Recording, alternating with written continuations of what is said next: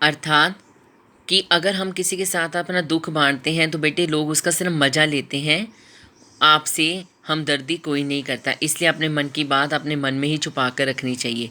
एक सादे सब सदे, सब सादे सब जाए, रहमन मूले सींचिबो, फूले फले अगाए। इसमें रहीम जी कहते हैं एक सादे, सादे मैंने साधना करना, एक काम करना। कहते हैं कि जब आप एक काम करते हो तो फिर अपने आहिस्ता आहिस्ता सारे काम होने शुरू कर देते हैं, लेकिन जब आप एक साथ सारे काम शुरू कर देते हो तो फिर कोई भी पूरा नहीं होता। अर्थात अब देखो, अगर आप फूल फले अगाए, अगाए का मतलब होता है तृप्त।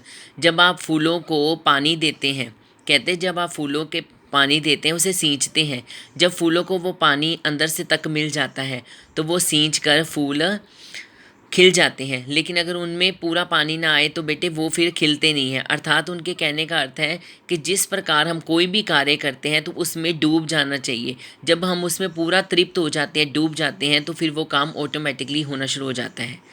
ठीक है, तो इसमें कहने का अर्थ है कि एक काम करो लेकिन उसे साधना से, प्यार से, हमदर्दी से और विश्वास के साथ करो कि हमने इसे पूरा करना ही करना है, तो फिर आपके सारे काम ही बनने शुरू हो जाते हैं। चित्रकूट में राम रहे, रहमन अवध नरेश, जहाँ पर विपदा पड़त है सो आवत ये देश। तो कहते हैं चित्रकूट में राम रहे, कहते हैं कि जब मुसीबत आती है तो बंदा हर काम करने के लिए खुद को वाजिब बना लेता है। अर्थात जब आपको मुश्किल आती है तो आप कठिन से कठिन काम भी कर लेते हो जिससे आप कितना घबरा रहे होते हो। कहते चित्रकूट में राम रहे, रहमन अवध नरेश।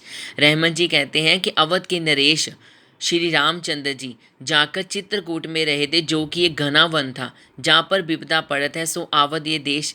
कहते जब विपदा, विपदा होती है मुसीबत, जब मुसीबत पड़ती है तो बंदा कुछ भी करने को तैयार हो जाता है। अगर भगवान श्री रामचंद्र जी वन में जाकर रह सकते हैं तो हम तो सिर्फ एक कौन है, हम तो सिर्फ फिर इंसान हैं। तो इससे कवि ने क्या हमें संदेश दिया है? कवि हमें संदेश देते हैं कि हमें कभी भी मुसीबत से घबराना नहीं चाहिए और मुसीबत इंसान को स्ट्रॉन्ग बनाती है, बहादुर बनाती है।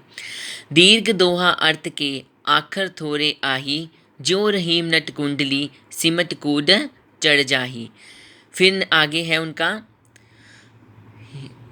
इसमें रहीम जी कहते हैं कि इसमें बेटे रहीम जी ने जो बताया है ये थोड़ा से बड़े वाले हैं दोहे, तो ये आपको मैं क्लियर करवाती हूँ बेटे। तब तक आपने बेटे ये पहले 4 समझने हैं, तो नेक्स्ट वीडियो में बेटे मैं आपको अगले 4 करवाऊँगी। ठीक है, अभी हमने जूम में यहाँ तक की किए थे, तो इसलिए मैं वीडियो भी आपको यहीं तक का भेज रही हूँ जितने हमने अभी तक कर लिए हैं।